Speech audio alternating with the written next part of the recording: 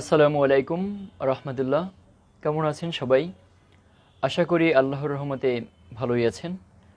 আমিও আলহামদুলিল্লাহ ভালো আছি, আল্লাহ যেমন রাখেন আলহামদুলিল্লাহ। লাইভে আসার মূল কারণ হলো, জোহরের নামাজের পরে এক মুসল্লি ভাই আমাকে জিজ্ঞাসা করলেন যে হুজুর, মোনাজাত ধরলেন আর শেষ করলেন, তো এতে কি লাভ হলো? মোনাজাত ধরা তো খুব জরুরি ছিল না।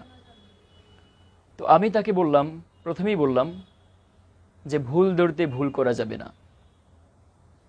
মোনাজাত ধরেই আবার শেষ করে ফেলা, এটা নিয়ে আমাদের দেশে অনেক কথাবার্তা হয়েছে, সমালোচনা হয়েছে, যেটা আমার মনে হয় প্রথম কথা বলেছেন জনাব মিজানুর রহমান আজহারি সাহেব। তিনি ঠিক বলেছেন।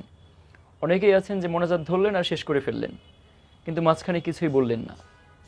ঠিক, যারা এরকম করে তাদের ভুল ধরা যাবে, কিন্তু আমি তো মোনাজাত ধরেই শেষ করিনি। আমি মোনাজাত ধরে কিছু বলেছি আল্লাহকে, তারপরে আমি শেষ করেছি।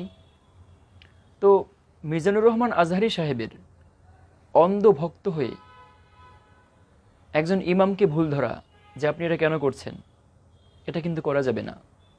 হ্যাঁ, তিনি বলেছেন, আজহারি সাহেব বলেছেন, তিনি ঠিক করেছেন। যারা এরকম করে, আলহামদুলিল্লাহ রবিল আলমিন বিরহমাতিকা ইয়া রহমান রাহিমিন, তারা ভুলের পথে আছে। কিন্তু যিনি আলহামদুলিল্লাহ রবিল আলমিন বলে নিজের জন্য দোয়া করলেন, মানুষের জন্য দোয়া করলেন এবং আল্লাহর কাছে কিছু চাইলেন, তারপরে মোনাজাত শেষ করলেন, তাকেও তো হুট করে ভুল ধরা যাবে না।